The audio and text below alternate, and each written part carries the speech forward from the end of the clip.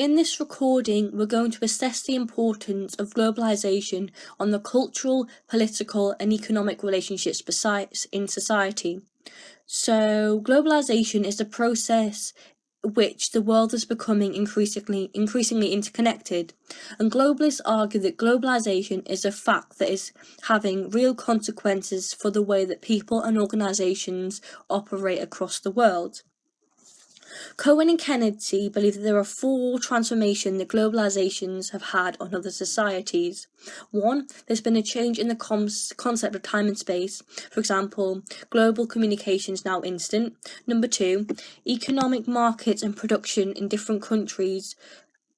And number three, increasing cultural interaction. And number four, increasingly shared problems, and these are economic, environmental and disease. So, there have been three evaluation points made of Cohen and Kennedy, and the first one is the most positive, and that's by Giddens, who argues that communication can take place across the globe as if people occupied the same space, and this is known as distanciation.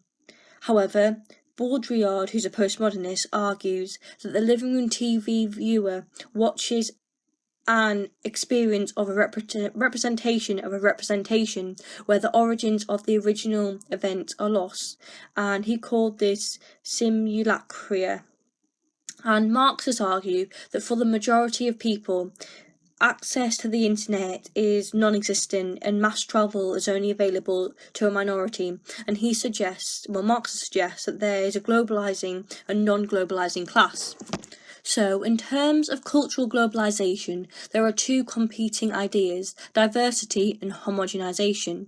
So if we talk about homogenisation, this is when society is a consumerist culture, and Ritzer argues that McDonaldization is standardised and formulatic.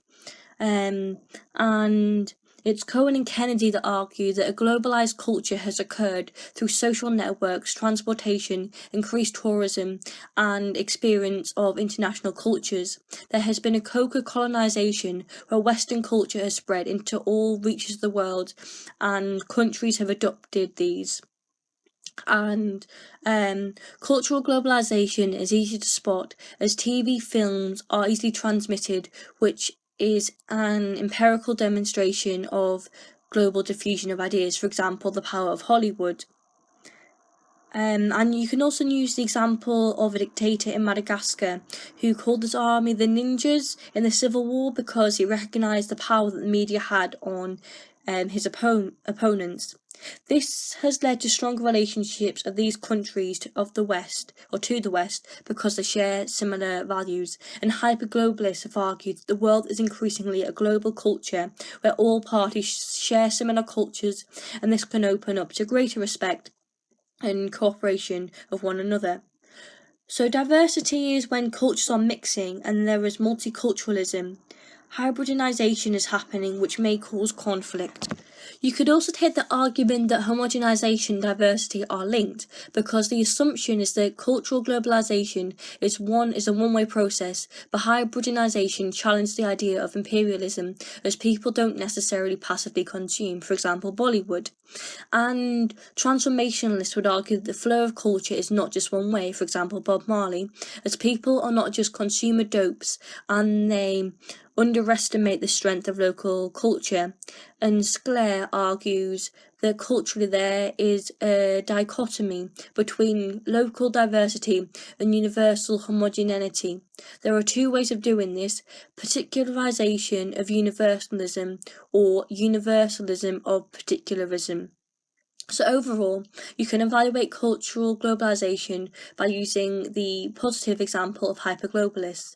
They argue that cultural globalization is beneficial as it diffuses styles across the world. However, pessimistic globalists believe that cultural globalization is a form of Western imperialism which is done deliberately to increase political and economic relationships because countries would be more likely to trade with the West. Also, the influence of the media mean that there is no freedom of expression because it's only the rich country's culture which is getting around. And also, there may be a rise of conflict because the West has essentially created ISIS from its push of culture and they're resisting the domination of the West. So we're now going to talk about political globalisation, and what's clear is that there has been a decline of nation-state power, and this has resulted in policies like employment being outsourced, tax avoidance such as the Panama Papers, and investment to reduce health and safety laws to get T&Cs. There has been a development of political institutions that make agreements on member states, such as the EU, and the laws that bind them together. There's been a rise of political institutions, which mean that non-governmental organisations can now coordinate international efforts in order to alleviate suffering around the world. Political globalisation is a result of risk consciousness from globalisation, and that's been suggested by Beck, who argues that we are all more aware of issues and risks around the world, so we can coordinate responses between all those it affects. For example, ISIS affects many countries, and so countries can then coordinate to stop them. So overall, hyperglobalists believe that political globalisation is a good thing, as it equalises the democratic process, such as spreading positive values such as human rights around the world. The death of nation-states is imminent to become a true single market, and the negative impact has just been exaggerated. However, pessimistic globalists believe that there has been a loss of control over national borders, which has increased the opportunities for cross-border crime, such as people trafficking or drug smuggling. For example, farmers in Nepal can't survive on legitimate crops, so they turn to drugs. And you can also use the example of how global institutions are falling apart because Uganda legalised marijuana in 2013, which is banned in developed countries. Traditionalists also argue that relationships between countries has worsened because countries are losing sovereignty with the growth of international organisations like the UN and the EU. There are power inequalities within these because richer countries have more power, and consensus between all societies cannot always be achieved. So now we're going to look at economic globalisation. The new international division of labour has been suggested by neo-Marxists, who argue that the third world is producing for the first world due to high labour costs in the developed world, which would reduce multinational profit. Developing countries then set up export processing zones where T&Cs are encouraged to set up factories to produce to the West.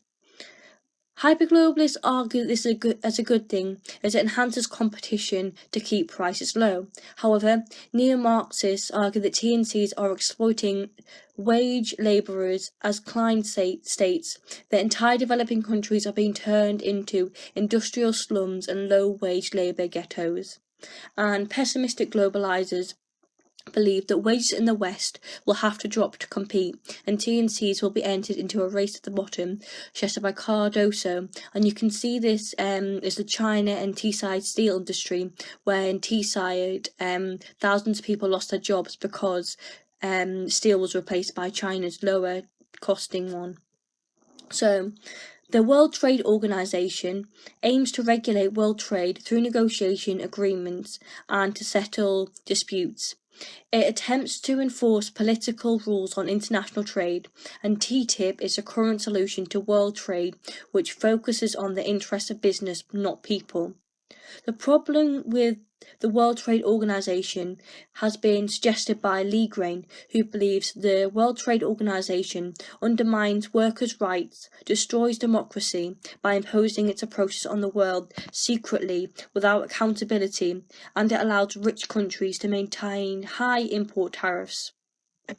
Also, Marx has argued that the World Trade Organization is biased and unfair against developing countries because developed nations are able to restrict imports on manufactured goods. For example, due to protests about US farming in Seattle, it led to a meeting being closed in 1999, causing the World Bank to have a bad reputation. Moreover, T&Cs can also be seen as an economic institution because they aim to make profits for their shareholders, and the purpose of them is not to develop a country, but now TNCs are starting to accept the idea of a corporate responsibility, and some examples of this include Nestle, HSBC, Shell and Sony. Neoliberals and modernisation theory believe that TNCs are at the edge of technological innovation because they introduce new marketing and management strategies, as wages are usually better in foreign subsidies of multinational firms than in local companies. However, dependency theory argues that the presence of TNCs intensifies dependency, prevents local industry from growing, and ensures that a country stays poor.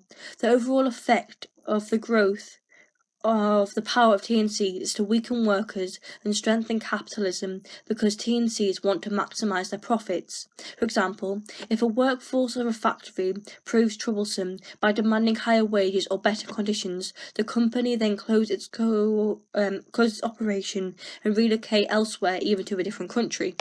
TNCs also exploit their workers through low conditions and pay, not allowing trade unions and using child labour.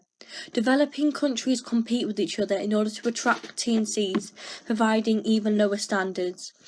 TNC investment goes to those who will accept the lowest wages, least benefits and worst conditions, and Kerguelen described this as a race to the bottom.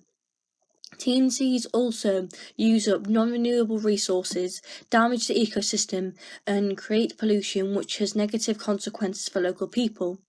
Moreover, TNCs also exploit markets by mis-selling goods, dumping out-of-date goods, and selling harmful goods regardless of the consequences. For example, due to the increased awareness that smoking causes, the market has shrunk in the north, so tobacco companies have turned to developing countries with marketing that plays down the health consequences of smoking.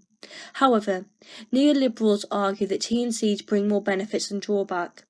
TNC investment in terms of money, resources, technology and experience, which creates jobs, often where local companies are able to do this. And TNCs need trained workers, and this should raise the aspirations of local people and encourage improvements in education, as well as provide job opportunities for women who may not have had them before, which promotes gender equality and help the country to develop. So in conclusion, economic globalisation may have increased